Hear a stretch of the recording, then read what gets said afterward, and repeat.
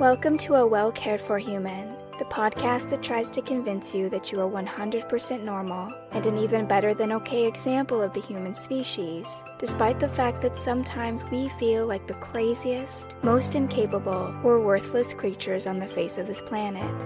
I'm Corey, an author, a creative, and the host of the show. Whatever you're bringing to the table today, I hope this episode proves to be a dose of inspiration for you on your quest to become a well-cared-for human. You can find the episode show notes, your free wellness blueprint, and more at awellcaredforhuman.com. And as always, thank you for listening. Hello humans, it's your host Corey, and today we're going to talk about emotional and mental regulation. And sometimes mental and emotional dysregulation is thrown together and described as one thing, and I can get behind that since I do myself put mind and emotions together in a single pillar. But when it comes to regulation, as in stabilizing the dysregulation that we experience, it's more useful, in my opinion, just my opinion, it's more useful to treat them as separate experiences. That way you can better get at a technique that will target exactly what you're dealing with. First of all, what is mental and emotional dysregulation? Simply put, it's when we struggle to manage or respond to our experiences. How do we know that we are dysregulated? Apart from the fact that we feel crazy. When we are dysregulated, we might be experiencing intense emotional reactions. So experiencing emotions like anger or sadness or anxiety or depression. And these emotional states will feel like they're going on for longer, for example. So not only are we feeling angry, but we just can't shake the feeling of anger. Not only are we really sad, but the sadness is really lingering. Our anxiety is lingering. So it feels like a longer period of that emotional distress. We might also be dealing with impulsivity, so acting impulsively in response to those emotional triggers. If you've ever been in an emotional state and immediately did something out of reaction to that emotion, and then you thought, oh my God, why did I do that? For example, let's say you were really lonely or really sad and you called your ex that you shouldn't call, or you drunk dialed them and then you thought, oh my God, why would I do that? Why would I text them? I know I'm not supposed to do that. That is an impulse control issue, and we tend to do that more when we are dysregulated, when we do things we don't mean to do. If we have difficulty in self-soothing, so we're trying to calm ourselves down, we're trying to make things better, even though we're having these intense emotions, but it doesn't really feel like it's working. It's all of our strategies are not really helping. We're falling short. We're still really stressed. That might indicate that we are dysregulated as well. I do also want to point out that struggling with regulation is associated with certain mental health issues. So for example, if you struggle with borderline personality disorder, for example, BPD, one of the hallmark symptoms of borderline personality disorder is emotional instability, difficulty regulating your emotions. Same for bipolar. If you're experiencing extreme mood swings, that can impact your emotional regulation. If you struggle with ADHD, you could have emotional dysregulation because that is a symptom of ADHD, where we might have trouble managing frustration or anger or other strong emotions that are coming up. It affects our ability to focus. Or if you have PTSD, if you are struggling with PTSD in any way, the flashbacks from your trauma or stressful situations might make your emotions dysregulated. It might throw you out of whack. In cases where it's chronic like this, if you're dealing with a mental health issue, some of the strategies I recommend today may not be strong enough for you. They might work. They might help you to self-soothe, and in which case, please absolutely use them. But when we're talking about something that's a little bit more intense, like these mental health issues are, you might actually need something like medication or psychotherapy or both to help you more than just the things I'm recommending today. So know where you are, know what level of dysregulation you have, and we all experience dysregulation from time to time. But if you're someone who's having to deal with it more often or more intensely, I'm just recommending that you be sure to level up the amount of care you're giving yourself as well, since you're dealing with something a lot more difficult. But even if you don't have trauma, and even if you're not dealing with a particularly difficult period in your life, mental and emotional regulation can still be a struggle, because some of us were just not raised by very self-aware people, and we did not get the education or tools that we needed to regulate ourselves, because the people who were taking care of us were too self-involved. They had too much going on for themselves. And so you may just never have learned the tools for regulation. Some of us are also just at a disadvantage because mental and emotional dysregulation can be caused by a lot of factors: biological factors, psychological factors, environmental factors. So, for example, when it comes to biology, there is now some evidence that having a family history of mental health disorders can increase our likelihood of experiencing dysregulation. So it could come down to genetics. Thanks, Mom. Thanks, Dad. Thanks for that. It could also be brain chemistry for the same reason. If there's an imbalance in neurotransmitters, if you're struggling with serotonin or dopamine production, that can make it really hard to regulate your mood or your emotional responses. There's also some evidence that it comes down to brain structure. So if there's abnormalities or differences in the brain structure, like the areas that are responsible for emotional regulation, I believe that's the amygdala and the prefrontal cortex, and that can make it harder to regulate. So there might be biological factors. When it comes to the psychological factors, that's what I just touched on, the trauma, the stress. If we had any attachment issues as a kid, also, for example, if you have insecure attachment, if you were insecurely attached because your caregivers were not great at meeting your needs, then you might also struggle with emotional regulation because you would have had that chronic exposure to insecurity. So attachment issues can also be a factor. Any of those early childhood experiences that I talk about when I look at adverse childhood experiences, the ACEs survey, those can undermine development, can make it really hard to feel safe and secure growing up. So that definitely affects our ability to regulate emotionally. Environmental factors generally, so if you were in unstable or abusive situations as a kid or as an adult, if you were in abusive relationships, that high level of instability can make it really hard to regulate our emotions, to regulate our thoughts. Negative or invalidating environments, if you had a narcissistic parent, if you had a really toxic relationship, in that case, growing up in an environment or suffering in an environment where your emotions were dismissed or invalidated, that really messes with us and our ability to regulate our emotions. Just generally, a lack of support can do that as well. So a lot of things can cause mental and emotional dysregulation. So depending on where you're coming from and what you've been through, the odds may be stacked against you as far as how often you may be exposed to dysregulation. Some of us just get knocked off balance a lot easier than others. It's not your fault. It's this whole hurricane/perfect storm of influences that creates that. But the good news is that regulation is a skill that we can work on developing. It's not going to get perfect for some of us, this skill, but it is something that we can vastly improve. I know this because I used to be very, very dysregulated. I really struggled for many reasons, for the biological reasons. I'm sure you are sick of hearing me talk about how challenging my parents were as parents. So biologically, things were stacked against me. Environmentally, things were absolutely stacked against me. So I struggled really badly with mental and emotional regulation. So that's how I know that it can get easier, it can get better, because that's a skill I've had to build over many years. Meditation is one of the tools that I used to build that skill, but when meditation was first recommended to me, I thought that it was a joke. I was like, are you kidding me? I was at the end of a yoga class and I was told, sit down, get comfortable, see what comes up. And I was like, excuse me? What do you mean, see what comes up? I do not need to see what comes up.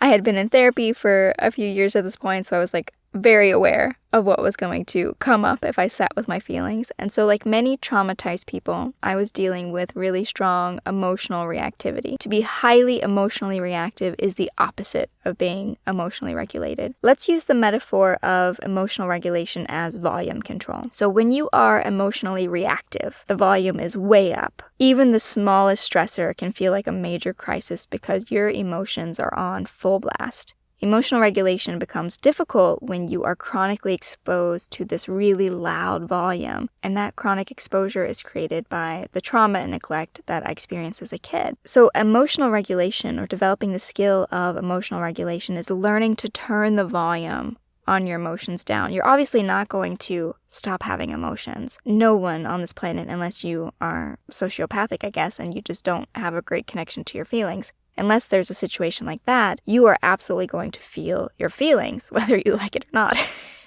Whether you like it or not, they're going to happen, these feelings. And so emotional regulation is not about not feeling your feelings or being able to escape them. It's just about learning to turn the volume down in such a way that they don't make everything feel like a crisis. You don't have these large, overblown reactions to them anymore. And so meditation was a really good way for me to develop emotional regulation. And I was willing to give it a try, even though I was very skeptical that sitting here, breathing, looking at my thoughts was going to do anything for me. But at the same time, I was absolutely sick of being controlled by my emotions, by being led around by them. And so I was willing to try anything. And what happened was I had a panic attack. I'm not even joking. I don't remember if it was the very first time that I meditated that I had a panic attack, but it was pretty early on in the process. I was trying to meditate and it triggered a panic attack. And I thought, what in the hell is this? What in the fresh hell just happened? Because I thought meditation was supposed to cure intense emotions, and here I am having an absolute panic attack in this moment.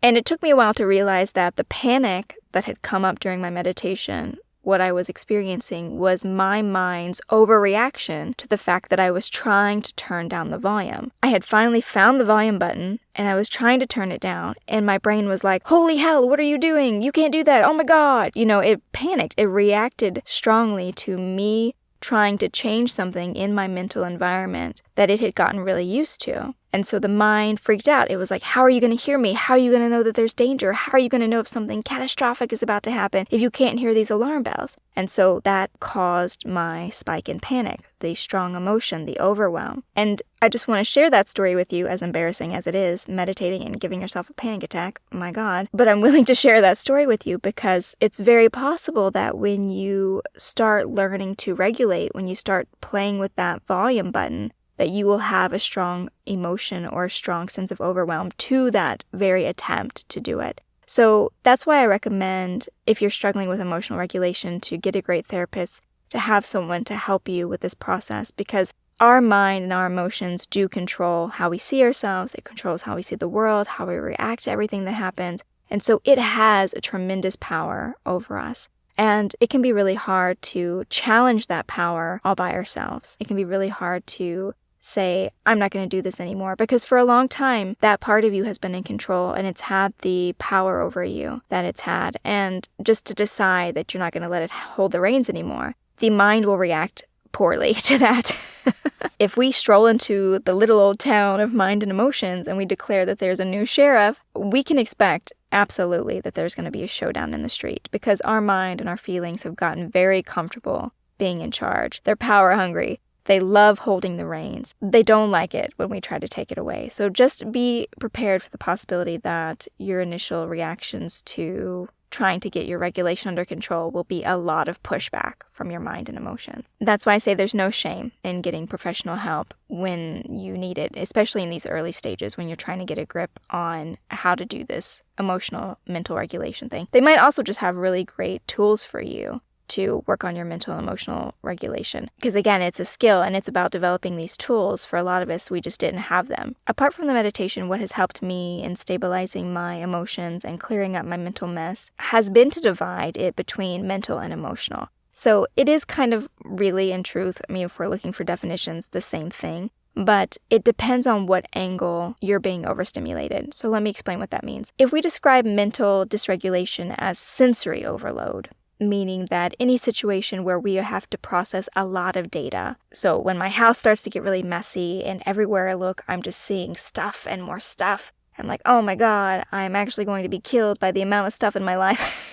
That will trigger a decluttering panic in me, right? Like I suddenly feel like I have to declutter, I have to get rid of all this stuff. That is caused by visual overstimulation, right? My brain is actually trying to process all of this crap in my visual field. Or if I'm doing a lot of socializing, I have to do a lot of conversation, lots of trying to read body language and social cues. I'm getting exhausted and drained and overstimulated from the environment itself. So that could be sound, right? Or even smells, or if it's also a party where I'm stuffing a lot of cheese cubes into my mouth, taste, but that's a physical environment situation where I'm being overstimulated. Also, really loud environments like concerts are overstimulating for the same reasons. Or sometimes I have to take a break from playing games or watching a lot of TV. Not that I ever watch a lot of TV, but I do play a couple hours of video games every other day. And if I'm doing too much of that, I have to take a break because it's giving me headaches, it's making me feel very achy. So there's that, again, visual overstimulation. So anything that stimulates the 5 senses, sight, sound, smell, touch, and taste. Scrolling too much on social media, that will also absolutely do it. We're taking in a lot of information when we're going from reel to reel to reel to reel. And so that definitely overstimulates us. And so if I think of that as mental dysregulation, I would use specific tactics to help overcome the overstimulation of my senses. So what does that even mean? Turning down the volume on sensory overload. Well, any low sensory environment will help me do that. Taking a shower, walking in nature, meditating, reading a book, because that's pretty lo-fi, right? You're not on your computer. Or I guess if you had a Kindle, you could be on a screen. But reading an old-fashioned book with paper, that's pretty lo-fi. Doing that instead of getting on my phone or being in any of these high-stress environments, that helps me to turn down the volume of my sensory overload, my mental stimulation. I also try not to multitask when I'm overstimulated mentally, because if you're like me and you are one of those people who are often trying to do 6 things at one time, like maybe you're cleaning the house, but you're also listening to a business podcast, and you're also writing your 5-year plan, and you're also figuring out what you need to do tomorrow, or making a grocery list, right? That's a lot of things happening at one time. The brain's being asked to work on overtime. When I'm doing that, I'm usually overstimulated mentally. I'm asking my brain to do too many things at one time. And so if I cut back on that, if I force myself to do just one task at a time, that will also make it easier for me to regulate mentally, because it's cutting down on that processing. It's cutting down on that sensory stimulation, that mental stimulation. It might also help to think of mental dysregulation as a backlog of mental processing. So too much information or data went in, and now our brains are scrambled. Our brains and senses are scrambled because they're trying to clear that backlog.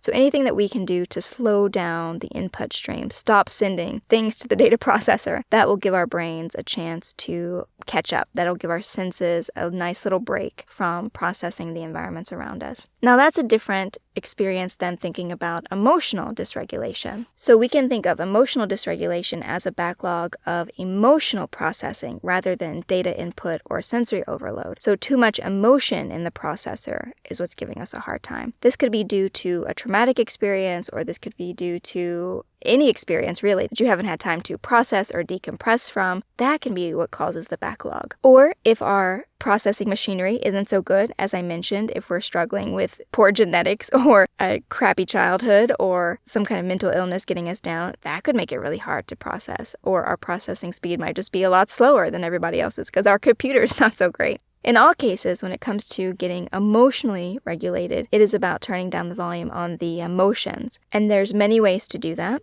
Meditation was one of them, as I mentioned. But some others that might be really helpful for you is creating a structured, predictable environment if you can. Not all of us have this luxury, obviously. But if you can get a nice daily routine that gives you a sense of stability or predictability, if you can do your comfort things over and over again. So for example, I really like to rewatch movies that I love. Pride and Prejudice with Keira Knightley is one of them. So that's a nice comfort experience for me. So there are certain things that we do over and over again that help us decompress, that help us to relax. You could build those into your day. Hell, you could fill your day with them to make it easier to slow down your emotional processing. There might be the need for boundaries in your life. If you don't have good boundaries in your personal or professional life, there could be too much emotional stress, too much emotional computation happening, too much input going in from these relationships. So it might be an essential first step for you to start looking at that. Who's giving you the emotional stress, or what situation is giving you the emotional stress, and figuring out how you're going to put a boundary in place to lessen that data stream.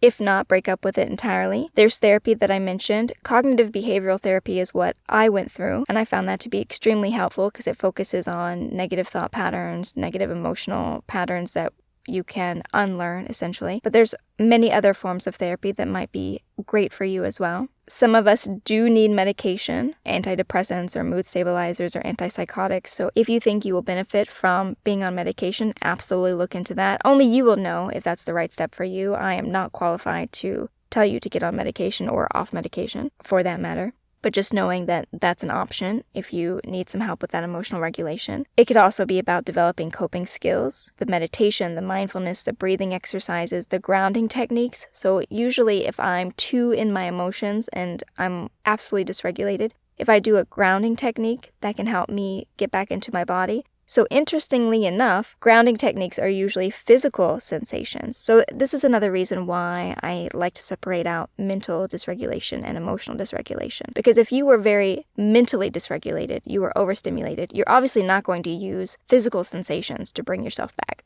You already have too many physical sensations. But if your dysregulation is on the emotional side, if it's intense feelings that you're going through that are not based on sensory overload from an environment, it's more of the emotional processing that you're going through, then doing something with your body can be really helpful. Doing the yoga, going out there and touching the grass, rolling around on the ground, I don't know.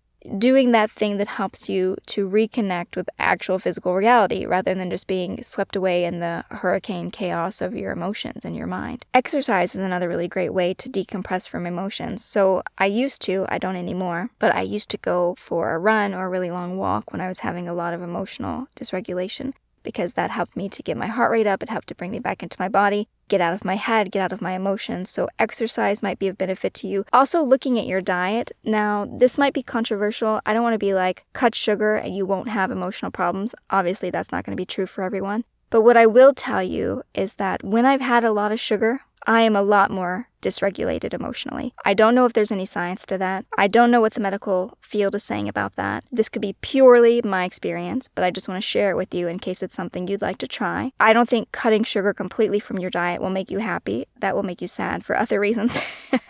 And I certainly don't do that, right? I love sugar. I enjoy sugar in my diet. But when I have too much, so for example, if I have a lot of chocolate around Easter or Halloween or something, I can absolutely tell when I crash. Like, I am emotionally all over the map. I'm crying, I'm inconsolable, and I know that it's because I've had too much sugar.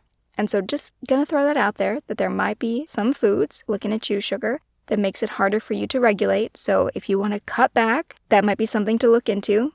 Again, not a medical doctor, so take that with a grain of salt. I also struggle a lot with emotional regulation. If I'm tired, we're just like kids, right? We don't like to think of ourselves that way. But just like a baby that will cry too much because it needed a nap and didn't take one, we will also get emotionally dysregulated if we need to sleep and we're not sleeping well. So anything that we can do to make sure that our sleep schedule is good, that we're getting enough sleep, that will help us to regulate emotionally.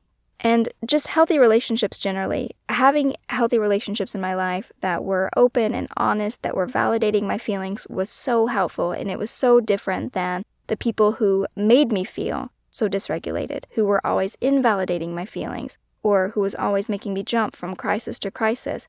Having different, healthier people in my life really helped me to stabilize that aspect instead. And so I highly encourage you to also look at your relationships and figure out where you might be able to draw strength if you have that available to you. But the most important thing to know here is that we all get dysregulated from time to time. That is not something unique to you. You're not a terrible person. You're not a weak person. You're not a crazy person. Just because this happens, we all get dysregulated. Processing is a fluid state. It ebbs and flows. Sometimes we are feeling pretty solid. Other times we feel like we are a sunflower in a hurricane being whipped around. That is just what it looks like.